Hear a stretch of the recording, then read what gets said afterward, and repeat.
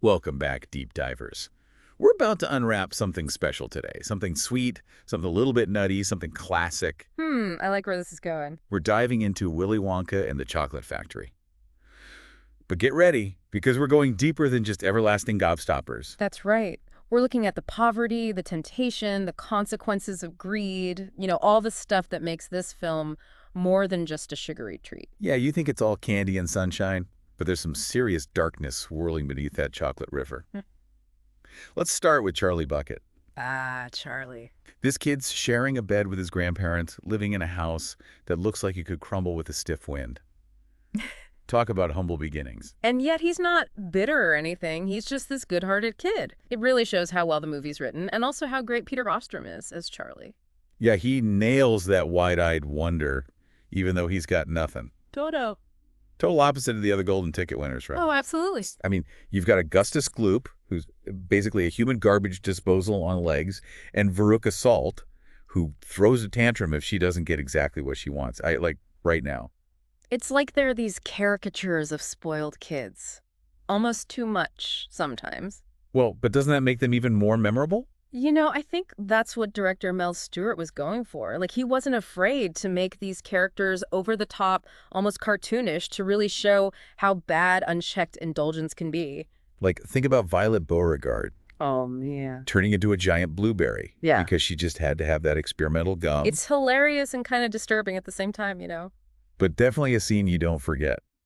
Speaking of unforgettable, we got to talk about Willy Wonka himself. Oh, Gene Wilder. Absolutely iconic performance, right? Totally. He's got that glint in his eye, but then he can be so deadpan with some of his lines, you can never quite tell what he's thinking. Which makes him even more mysterious, right? And then there's that whole thing with the factory itself. Yeah. No one goes in, no one comes out. It's like some forbidden zone. Yeah, it's like Wonka's built his own little world, his own rules. Everything is a bit off. Do you think that was just to build suspense, or was there more to it? Maybe a bit of both, right?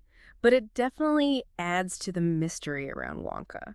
It's like he's this reclusive genius who doesn't play by society's rules. And this was 1971, right? When people were already questioning authority, distrusting the establishment. Exactly. Wonka is like this anti-establishment figure in a way, but he's also got this dark side. Oh, yeah, definitely.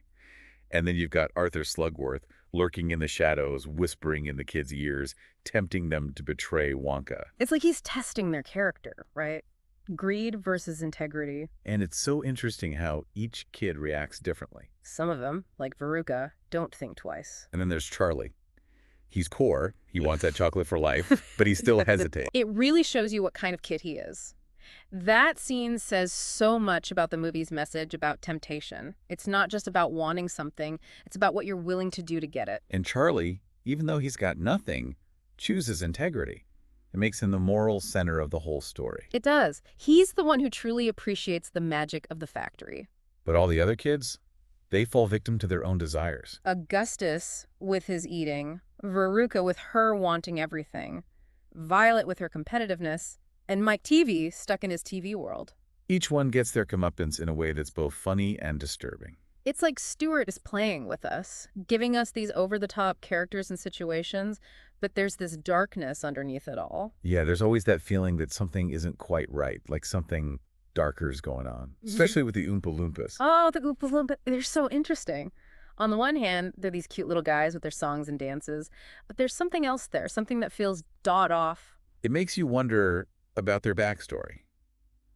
Rescued by Wonka from some danger, but is it a rescue or something else? It definitely adds another layer to the whole film.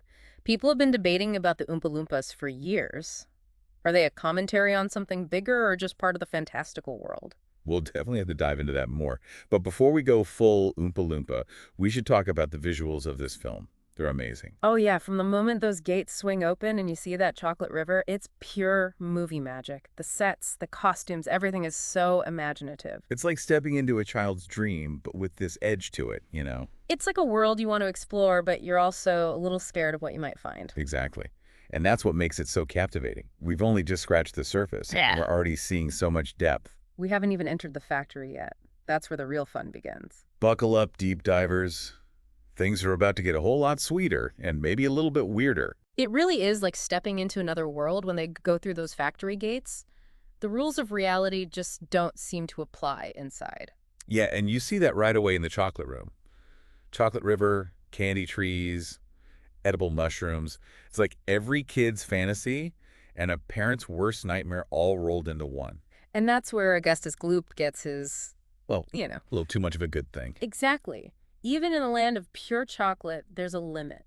And it's interesting how each room seems to test the kids in a different way. Oh, for sure. Like, the chocolate room's all about gluttony, and then you've got the net room with Veruca Salt throwing a tantrum. That's pure greed and entitlement on display. Don't forget Violet Beauregard and her blueberry incident in the inventing room. She just had to be the first to try that gum no matter what. It's like each room is designed to expose their flaws. Yeah, Wonka's got this whole elaborate system to weed out the bad eggs. And let's not forget poor Mike TV, shrunk down and sent through the WonkaVision machine all because he couldn't tear himself away from the TV. That's such a great commentary on how technology can consume us, even back then. Totally. He was so obsessed with the screen that he missed out on the actual wonders around him. Which makes you think all the kids were kind of guilty of that, weren't they? They were so focused on getting what they wanted that they didn't appreciate the bigger picture.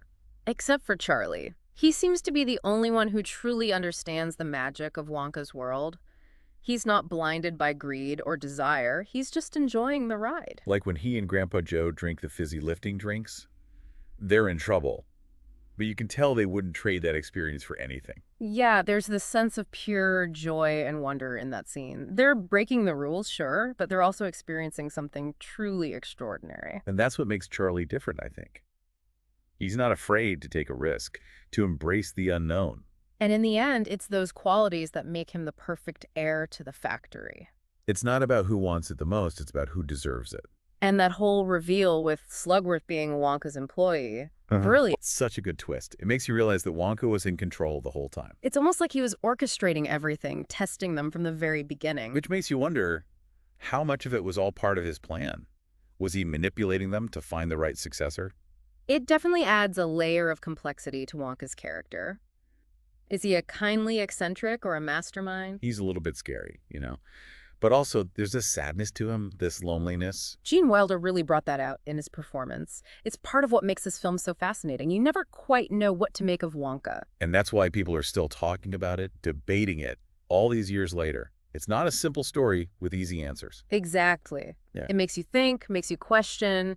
It's a kid's movie that works on so many levels. And it's just so entertaining. The music, the visuals, the characters, they're all unforgettable. It really does capture that feeling of childlike wonder, but there's also that darker edge, that hint of cynicism, which makes it appeal to adults too. And we can't talk about this film without mentioning its cultural impact. It's everywhere, from catchphrases to costumes to the candy itself. Oh yeah, it's become this huge cultural touchstone, a symbol of childhood and imagination. But it's also important to remember that it's a product of its time. And some aspects, like the portrayal of the Oompa Loompas, haven't aged well. That's definitely something worth discussing. We can't ignore those things. But even with its flaws, it's still a story about hope and redemption. Charlie starts with nothing and ends up with everything. Not because he was greedy or demanding, but because he was kind, honest, and believed in something bigger than himself. And that's a message that never gets old. It's a reminder that good things can happen to good people, even when the world feels unfair. And sometimes all it takes is a little bit of imagination and a golden ticket. I love that. Yeah. It's not just about the chocolate, it's about the possibility. It's funny, you know, we've talked about all the deeper stuff, the dark side of Wonka and all that. Yeah. But I keep coming back to that feeling of pure joy when you watch this movie. It's just so much fun. Oh, absolutely. It's Yeah. like it taps into that part of you that still wants to believe in magic, no matter how old you get. And that final scene with Charlie and Grandpa Joe flying away in the Wonkavator. Oh man, such a great ending. It's pure hope and possibility. It's like they're escaping everything bad and entering a world where anything is possible. And you see it on Charlie's face, right?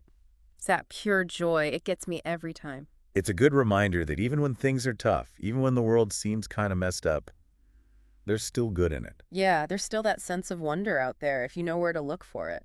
And that's what Willy Wonka and the Chocolate Factory does so well, I think. It reminds us to hold on to that childlike wonder, to never stop believing in magic. It's a film that stays with you, long after the credits roll. Absolutely. Yeah. And on that note, I think it's time to say goodbye to Wonka's world for now. But the chocolate never really goes away, does it? True, that's Huh. true. Well, deep divers, we hope you enjoyed this trip down the chocolate river. We've had a blast unwrapping all the layers of this classic film. And remember, if you want more deep dives into your favorite movies and pop culture, Hit that like button, drop a comment, and subscribe to the channel. we'll see you next time. Stay curious, stay sweet, and keep diving deep.